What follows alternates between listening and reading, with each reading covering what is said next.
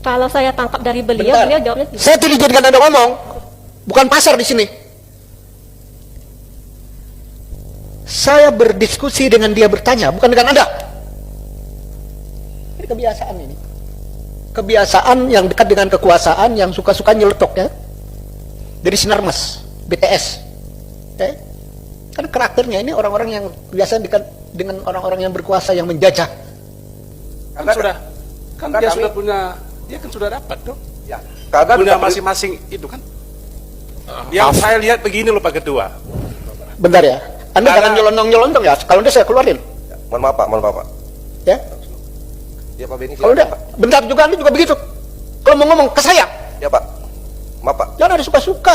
Ya Pak Desmond. Ini Pak. kebiasaan suka-suka. Diam. Hormati lembaga ini. Bukan di pasar atau di apartemen Anda berkuasa. Di sini bukan kekuasaan, ada tatip. Kalau Anda ngomong konten of parliament, saya perlakukan mau. Silakan, Beb. Oke, sebentar. Anda dari kepolisian atau dari Duta Pertiwi atau dari mana? Maksud kami ini akar masalah. Saudara dari mana? Kepolisian, Bapak. Oke, tolong dicatat Bapak Ibu. Siap.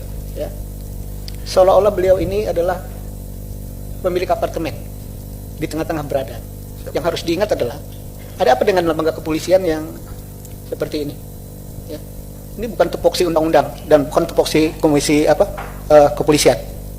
Pak Jaki paham maksud saya? Karena apapun pensiunan. Kami lanjut, Bapak. Pak Nurdin, tolong nanti ini diperdalam. Jangan sampai nanti restoratif justice jadi bias lain.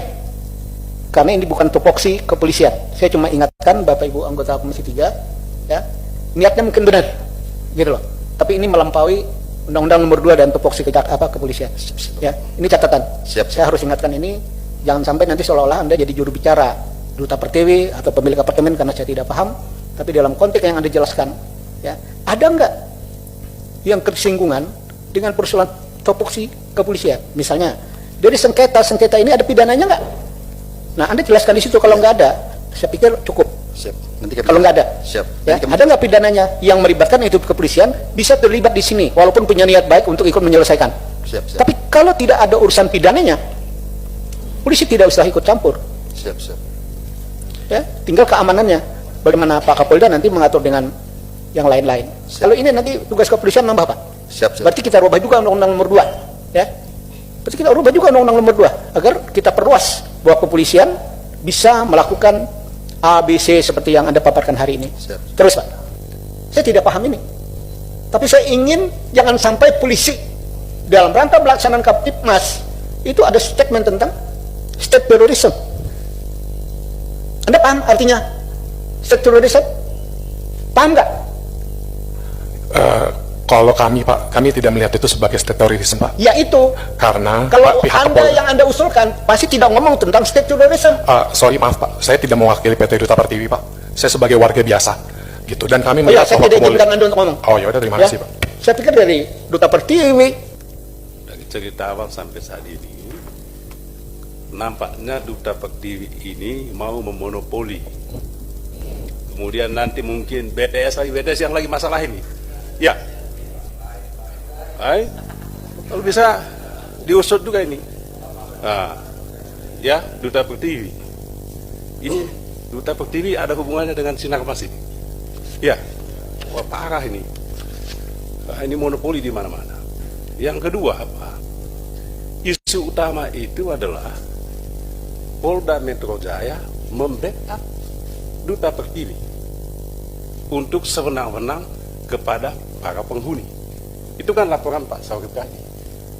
Itu yang harus disampaikan oleh Pak Kapolda di sini. Laporannya tidak diproses, tapi kalau laporan Duta Pertiwi cepat sekali, sehingga saya bilang sama Pak Saurip tadi, namanya hukum itu saya bilang tajam ke lawan, ya kan? Tumpul ke kawan. Kesimpulannya Polda itu kawannya Duta Pertiwi, lawannya para penghuni. Simpel itu Pak. Udah cukup, ya. Udah, kalau masih bongkar lagi nggak usah. Kita lihat mereka bisa berdamai nggak? Kenapa? Karena Pak Surip Kadi merasa polisi tidak adil, tidak di tengah, kan begitu. Nah sekarang kalau mereka tidak selesai urusan keperdataan, silakan. Kalau mereka melakukan kerusuhan, tindak ke Kapolda.